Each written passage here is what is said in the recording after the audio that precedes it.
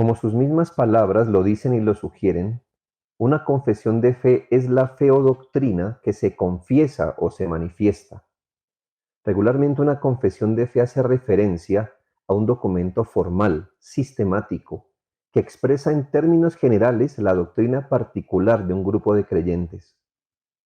Una confesión de fe procura expresar de manera ordenada el cuerpo doctrinal, el contenido de aquellas doctrinas que identifican aquello que se cree, por supuesto, tomando las escrituras como base.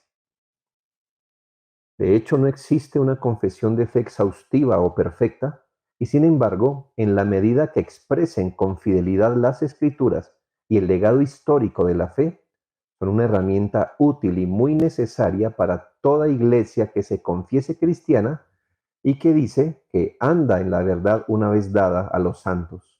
¿Realmente atacan las confesiones de fe la suficiencia de las escrituras? Una de las objeciones más fuertes que se han levantado en contra del uso legítimo y necesario de las confesiones de fe en las iglesias es que éstas violentan la suficiencia de las escrituras.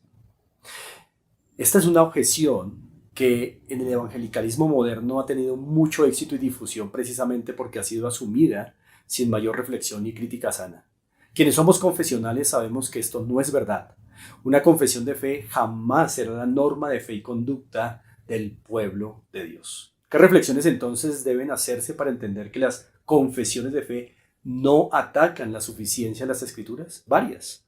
Pero pienso particularmente en dos reflexiones. Para la primera, usaré un par de expresiones latinas que nos ayudan a distinguir entre la autoridad mayor de las escrituras y la autoridad menor de las confesiones. Las escrituras han sido llamadas la norma normans, es decir, la norma normalizadora, es la norma de normas. Ella tiene una autoridad que está por sobre todas las demás autoridades. Sin embargo, las confesiones de fe no son la norma normans, sino la norma normata, es decir, la norma que deriva su autoridad de una norma mayor.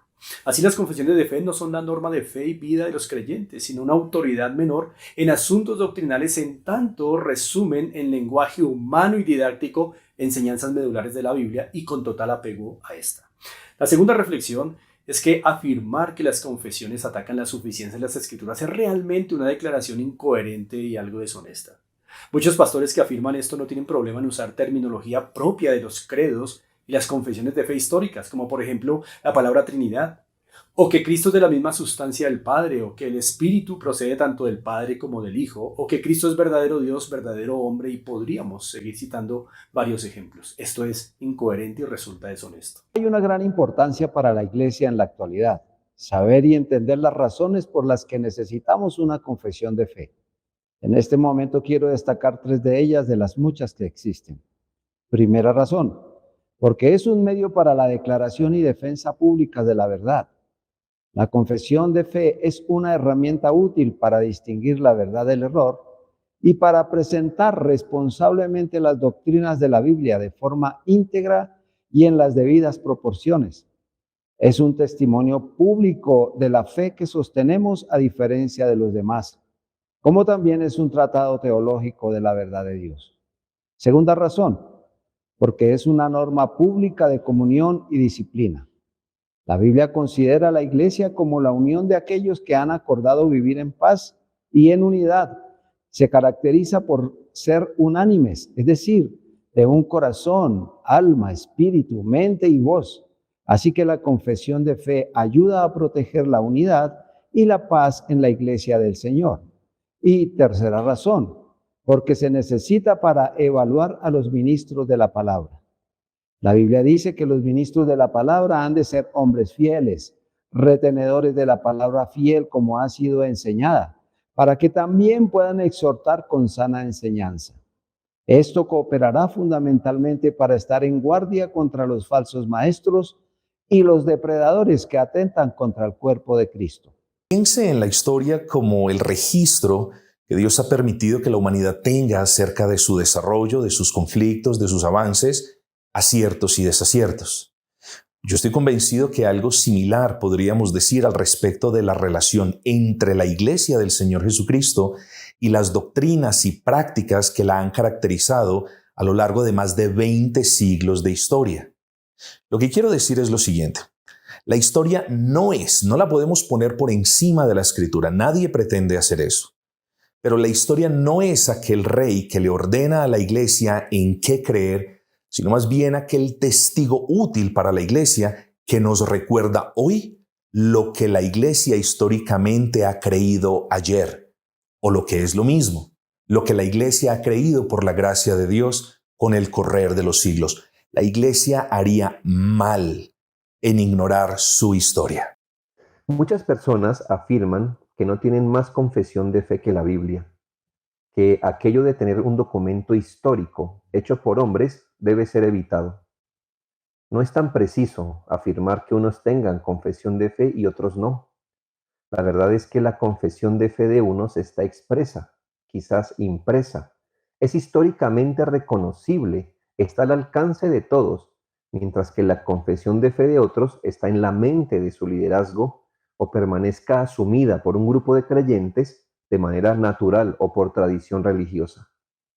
Cuando usted dice, yo creo en la Biblia, yo creo en Cristo, o cuando expresa en sus propias palabras lo que la Escritura enseña de tal o cual cosa, usted está confesando su fe.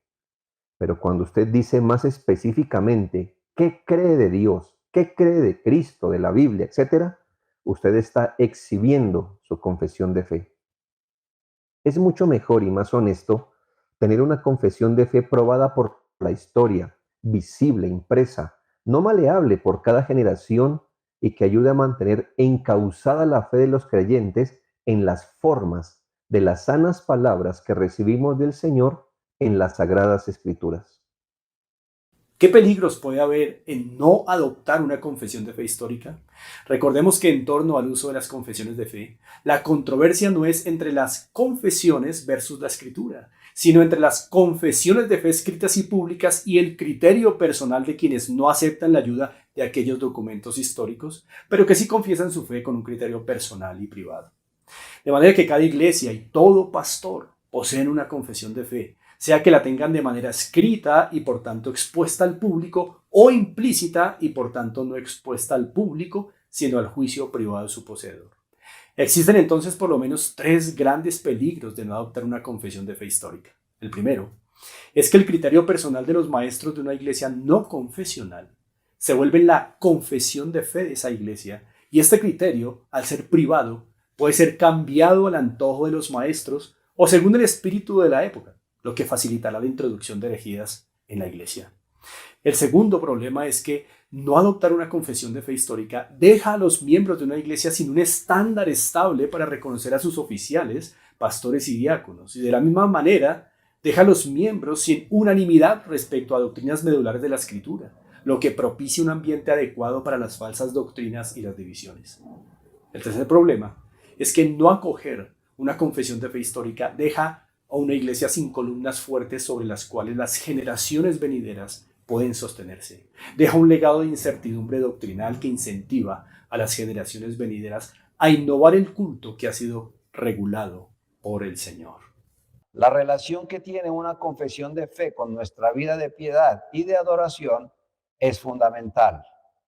Hoy día, para muchos evangélicos modernos, la idea de una confesión de fe suena demasiado intelectual y con excesivas exposiciones para tener mucho que ver con la idea de la alabanza cristiana y la doxología. La función de una confesión de fe es doxológica. Su oficio primordial es glorificar a Dios, exponiendo sus obras de amor y poniendo en palabras un compromiso consciente. La tarea doxológica tiene mucha amplitud, ya que el culto implica declarar el testimonio, enseñar las verdades, predicar correctamente y conservar su doctrina. Cuando los cristianos confiesan públicamente las verdades que la iglesia siempre ha confesado, Dios hace una distinción entre la iglesia y el mundo, así como entre las iglesias verdaderas y las falsas. Los estándares doctrinales históricos ayudan a trazar una línea nítida entre la enseñanza ortodoxa y la falsa. En última instancia, las confesiones doctrinales históricas apoyan la tarea doxológica de la iglesia al mantener la mente fija de los creyentes en las verdades fundamentales sobre el Dios Trino, quien es el objeto de su adoración. Estas verdades están unificadas en sus declaraciones trinitarias y cristológicas. Los credos y las confesiones históricas de la Iglesia son preeminentemente teocéntricos y cristocéntricos. Es importante señalar que una genuina unidad entre iglesias, solo por citar un ejemplo, se cimienta en la verdad revelada que la sostiene. Es decir, la verdadera unidad se propicia, existe, cuando existe una comunión en la verdad revelada, una comunión en el dogma revelado por Dios a su pueblo. Eso debe quedar en claro, pues no podemos hablar de una verdadera unidad aparte de una verdadera concordancia en las doctrinas reveladas por Dios. Ahora bien, esa comunión en la verdad de la que hemos hablado, uno quizás pensaría que pudiera suscitarse entre todos los que dicen yo creo en la Biblia como norma suprema de fe y de conducta. Pero lamentablemente no es así. No importa cuánta sea la buena intención que tenga el que dice yo creo en la Biblia tal y como tú lo crees como norma suprema de fe y conducta, es importante recalcar que la unidad cristiana, hablo de la verdadera unidad bíblica cristiana, no puede ser propiciada, no puede existir simplemente porque creemos de buena fe a una persona lo que dice, sino porque en realidad estamos hablando el mismo idioma doctrinal. Pueden existir matices, pero no podemos hablar de unidad a menos que exista una sincera, real, tangible concordancia entre lo que creen dos personas. De hecho, la historia nos recuerda una y otra vez que la inmensa mayoría de los herejes han afirmado lo mismo que afirma el pueblo de Dios. Yo creo en la Biblia como norma suprema de fe y de conducta. Ahora pregúntese usted esto. ¿Cómo Dios en su soberano proceder ha decidido guardar la unidad de sus hijos que creen por la gracia suya en su verdad de otros que creen todo lo opuesto, pero que insisten en decir que creen en la Biblia como norma suprema de fe y de conducta? Aquí es donde afirmamos que de manera soberana Dios ha inclinado el corazón de hombres piadosos, determinados y temerosos para que redacten junto a otros, teniendo en cuenta la historia de la Iglesia, declaraciones doctrinales precisas. Y esto es muy importante, que si bien nosotros decimos no han sido inspiradas por Dios, tenemos que reconocer que sí han sido utilizadas por Él para salvaguardar, para preservar la salud de la Iglesia y la unidad entre hermanos de la Iglesia. Una de las características más prominentes de las confesiones de fe históricas es que deseaban ser precisas, puntuales, procuraban delimitar concretamente la verdad y así mostrar unidad con quienes creían de igual manera o deslindarse del error de quienes no creían en la verdad. Las confesiones de fe antiguas no deseaban ser ambiguas, ni en sus conceptos ni en sus palabras, porque deseaban de forma resumida expresar y explicar la verdad de la palabra de Dios. Sus procuras eran fidelidad, pureza, veracidad. Las confesiones de fe pueden ser excelentes herramientas que protegen del error en la medida que sean precisas en expresar el contenido doctrinal de las Sagradas Escrituras.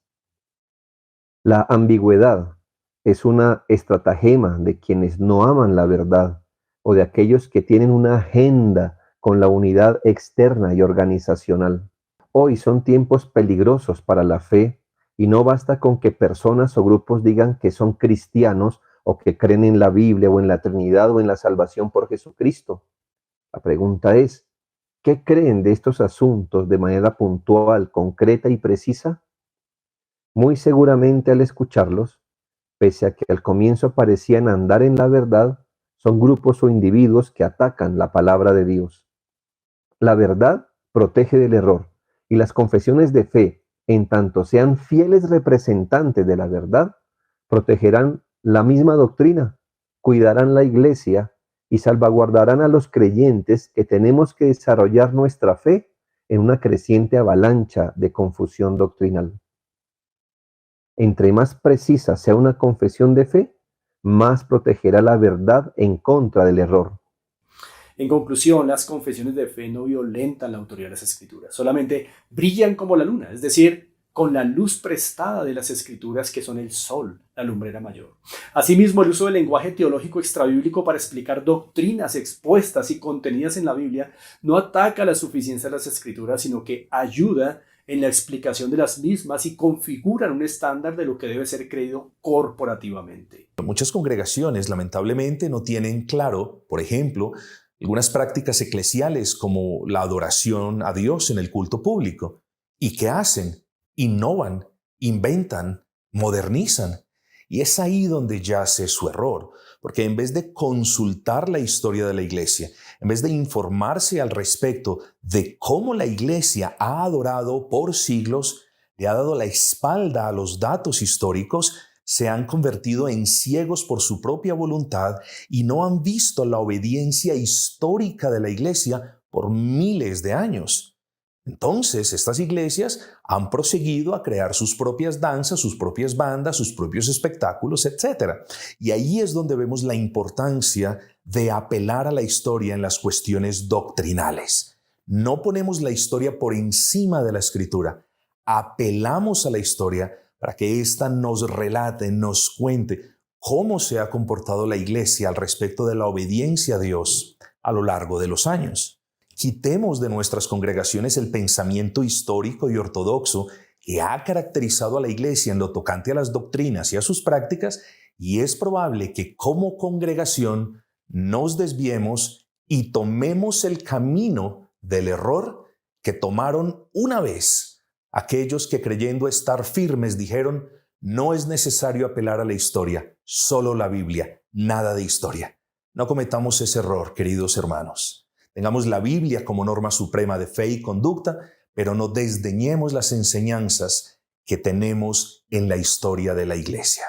Las confesiones y catecismos reformados del siglo XVII explican en detalle lo que significa adorar a Dios según la Escritura. La Confesión de Fe de Westminster contiene un capítulo entero dedicado al tema de la adoración en el Día del Señor, y el Catecismo Mayor trata el tema de la adoración bíblica en su exposición de los primeros 4 mandamientos. Las iglesias deberían acoger con entusiasmo las confesiones de fe históricas de la verdad bíblica. Esto ayudará a la iglesia a preservar la verdad del cristianismo y la correcta adoración a Dios contra toda perversión y oposición a la misma. Así que quizás el aporte principal que le hacen las confesiones de fe históricas a la iglesia es el de preservar su unidad en el vínculo de la verdad, basados en la verdad. En consecuencia, es importante notar que las confesiones de fe históricas, reformadas, ortodoxas, no dividen. Separan la verdad del error, tal y como lo hicieron los credos ecuménicos, tal y como los hicieron esas declaraciones de fe hermosa del siglo XVI, del siglo XVII. Separan la verdad del error, pero no dividen. Todo lo contrario es cierto. Las confesiones de fe históricas unen al pueblo de Dios, unen bajo un mismo techo a aquellos a quienes el Señor les ha concedido la bendición de tener un mismo espíritu al respecto de las doctrinas por Él reveladas en su palabra.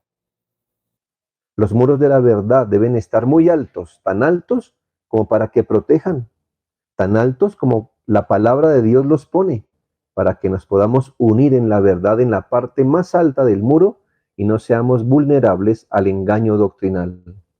Para que, como dice la Escritura, ya no seamos niños fluctuantes, llevados por doquiera de todo viento de doctrina, por estratagema de hombres que para engañar emplean con astucia las artimañas del error.